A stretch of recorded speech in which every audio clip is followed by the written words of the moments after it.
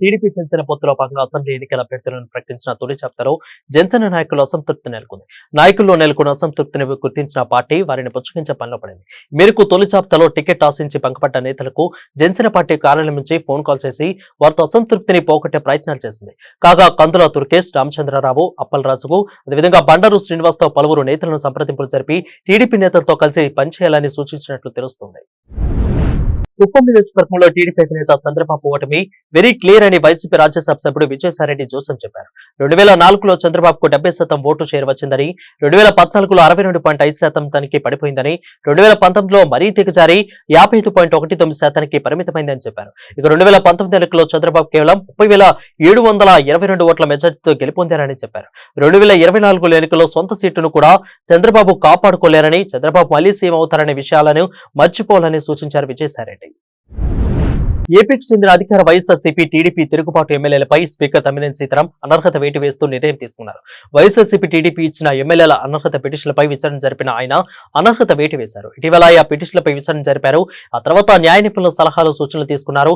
8 మంది ఎమ్మెల్యేలపై అనర్హత వేటు వేయాలని వైఎస్ఆర్సీపీ, టీడీపీ స్పీకర్ కు పిటిషన్లు ఇచ్చారు. ఆనం రామనారాయణ రెడ్డి, మేకపాటి చంద్రశేఖర్ రెడ్డి, కోటంరెడ్డి, శ్రీధర్ రెడ్డి, శ్రీదేవిపై వైఎస్ఆర్సీపీ, అదేవిధంగా మద్దాలగిరి, కరణం బలరాం, వల్లభనేని వంశీ, వాసుపల్లి గణేష్లపై టీడీపీ ఫిర్యాదు చేసింది.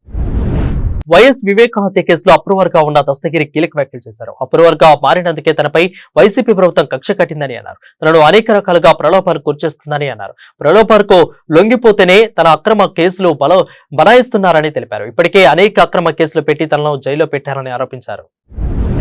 కడప జిల్లా పొద్దుటూరులో నిన్న రాత్రి వైసీపీ, టీడీపీ మధ్య మరోసారి ఘర్షణ చోటు చేసుకుంది. వైసీపీ నాయకులు మినర్వా అమీర్ అనే వ్యక్తిపై టీడీపీ నేత, మాజీ మున్సిపల్ చైర్మన్ ముక్తియార్ మరికొంతమంది దాడి చేశారంటూ పోలీసులు పోలీస్ స్టేషన్ లో ఫిర్యాదు చేశారు. మాజీ మున్సిపల్ చైర్మన్ ముక్తియార్ తనకు ఫోన్ చేసి మాట్లాడాలంటూ అన్నా క్యాంటీన్ వద్దకు రమ్మని పిలిచి అక్కడికి వెళ్లగానే దాడి చేశారని ఫిర్యాదులో పేర్కొన్నారు. తను వైఎస్ఆర్సీపీలో యాక్టివ్ గా తిరుగుతున్నారనే కారణంతోనే ఈ దాడికి పాల్పడినట్లు తెలిపారు. విషయం తెలుసుకున్న వైసీపీ కౌన్సిలర్లు, మున్సిపల్ చైర్మన్ పర్సన్ బంగారు రెడ్డి పోలీస్ స్టేషన్ కు వెళ్లి బాధితుడిపై ఫిర్యాదు చేశారు. ఏపీ మాజీ మంత్రి వైఎస్ వివేకానంద రెడ్డి హత్య కేసును విచారిస్తున్న హైదరాబాద్ లోని సిపిఐ న్యాయస్థానం నేడు మరోమారు విచారణ జరిపింది. అయితే కేసు విచారణకు YCP MP Avinash Reddy court ఎదుట హాజరయ్యారు. ఆయనతో పాటు ఇదే కేసులో ఆరోపణలు ఎదుర్కొంటున్న ఇతర నిందితులు గంగిరెడ్డి, భాస్కర్ రెడ్డి, ఉమాశంకర్ రెడ్డి, ఉదయ్ కుమార్, అదేవిధంగా సునీల్ యాదవ్ కూడా కోర్టుకు హాజరయ్యారు. వాదనల అనంతరం కోర్టు మార్చి 12కు తదుపరి విచారణను వాయిదా వేసింది. రేపు తాడేపల్లిగూడలో నియోజకవర్గం పత్తిపాడు గ్రామంలో జనసేన, టీడీపీ ఉమ్మడి ఎన్నికల కార్యాచరణ జరగనుంది. ఈ నేపథ్యంలో పత్తిపాడు నియోజకవర్గ వ్యాప్తంగా టీడీపీ, జనసేన కార్యకర్తలు అధిక సంఖ్యలో తరలి రావాలని టీడీపీ ఇన్ఛార్జి పరువుల సత్యప్రభ రాజా, అదేవిధంగా బర్వరాజు, తాడిపోయిన చంద్రశేఖర్ యాదవ్ పిలుపునిచ్చారు. ఈ సందర్భంగా ఏర్పాటు చేసిన మీడియా సమావేశంలో వారు మాట్లాడారు.